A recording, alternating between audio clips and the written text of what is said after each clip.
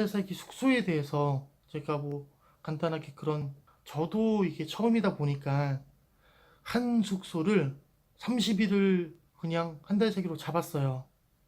이러다 보니까 첫 번째 문제, 저는 이거를 저번 달 4월 막 초부터 해가지고 엄청 찾아가지고 최대한 빠르게 결정을 했는데, 2달 전에 했음에도 불구하고 제가 마음에 드는 숙소는 대부분 한 달 살기가 안 됐어요. 한 달 살기 숙소임에도 불구하고.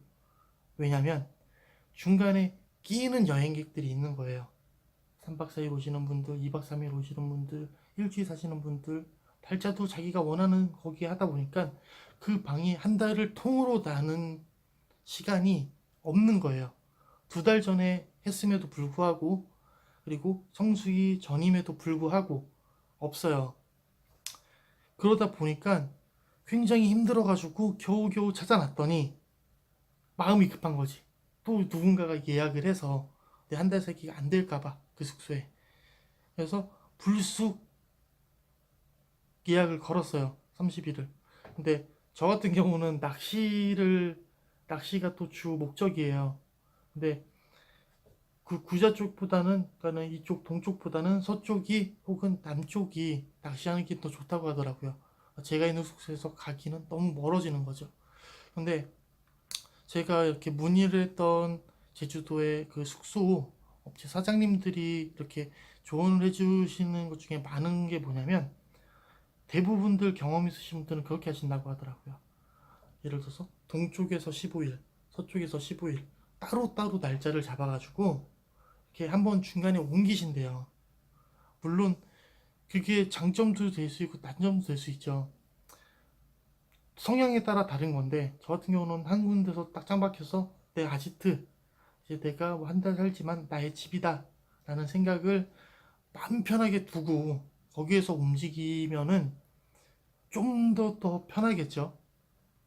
마음적으로, 심리적으로. 그게 뭐 30일이어야지 그 정도 마음이 든다는 사람, 혹은 15일 정도면 해도 뭐 그런 정도의 마음을 갖고 편안함을 갖기에는 충분하다는 분들도 계시고요. 그러니까 제가 만약에 다음번에 다시 제주도 한 달 살기를 하게 된다면 저는 그렇게 할 것 같아요. 한쪽에서 15일, 한쪽에서 15일 이렇게 나눠서 하시는 게 제가 마음에 드는 숙소를 찾기도 좀 더 편할 거고요. 아니, 왜냐면 날짜가 일단은 한 달보다는 짧으니까, 한 숙소에서 얻을 수 있는 시간이. 그러다 보니까 마음에 드는 숙소를 찾기도 쉬울 것이고, 이곳저곳 돌아다니고 베이스 캠프 자체가 끝과 끝으로 움직이는 거기 때문에 전체적으로 둘러보기에 굉장히 좋을 것 같아요. 그래서 이 부분 한번 좀 고민을 많이 해보셔야 될 것 같아요. 그리고 한들세기 숙소 그 제일 중요한 거는 금액 궁금해하시는 분들이 많을 거예요. 저 같은 경우는 관리비, 공과금, 당연히 관리비는 없겠죠. 독채민박이에요. 독채민박인데 12평짜리 저 혼자 쓰는 독채민박으로 구했어요.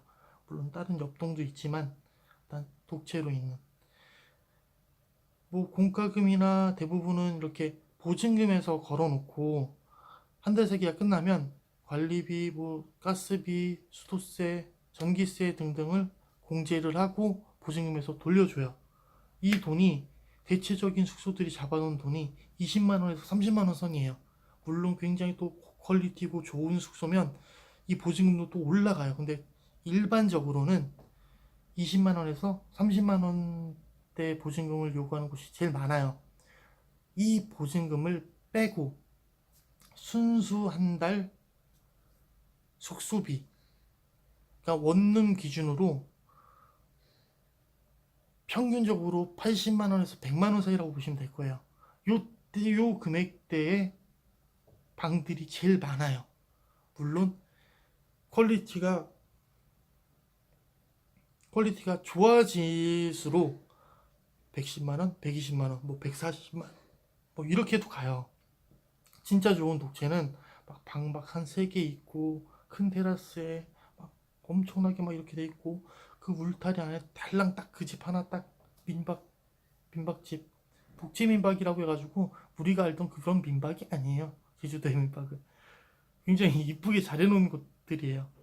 그리고 민박집들이 더 비싸요. 펜션보다.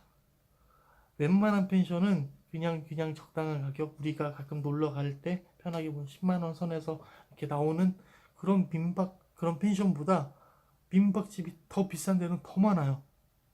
크기 때문에 그런지 아니면 단체를 받는 것 때문에 그런지 모르겠는데, 독채민박을 한 달 살기 숙소로 저처럼 혼자 가시는 분들은 찾기가 좀 힘드실 거예요.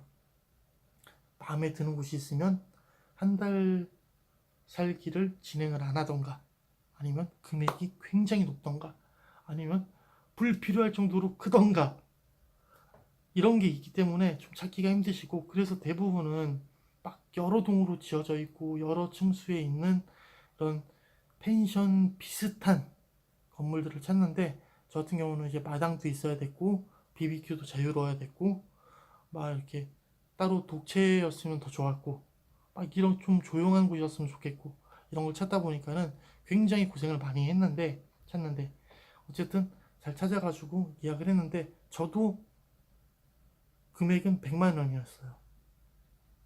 한 달 살기 숙소 독채 민박 100만 원이었어요. 물론 요 민박집은 그래도 조금 괜찮았어요.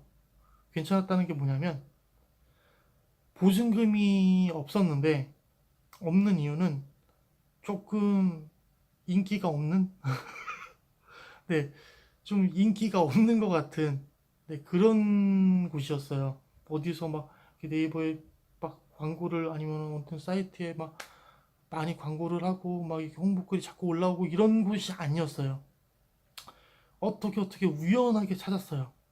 그래서 물어봤는데 너무 당연하게 된다고 하고 해가지고 얘기를 했더니, 뭐 공과금 뭐 전기세 뭐 이런 거 따로도 없고 따로 받는 것도 없고 그냥 그 100만 원 안에서 다 포함된 거예요. 그래가지고 올커니 하고서는 바로 예약을 했죠. 아직까지 후회는 없습니다. 그러니까 아직 가보진 않았어요. 네, 며칠 있다가 가겠죠. 아직까지는 사진으로만 보고 막 이래가지고 잘 모르겠는데, 물론 믿진 않습니다. 사진빨이 또 100%겠죠. 사진빨 빼고 나면은 좀 후접하고 뭐 이럴 수도 있겠는데, 혼자 가는데 뭐가 어떻습니까? 여러분도 숙소가 아마 제일 클 거고요. 여행하는 데 있어서 숙소 결정하기 제일 클 거고요. 차를 안 가져오시고 렌트 계획이 있으신 분들은 아까 제가 처음에 말씀드린 부분대로 그것들을 좀 유념을 해가지고 한번 알아보셔야 될 것 같아요.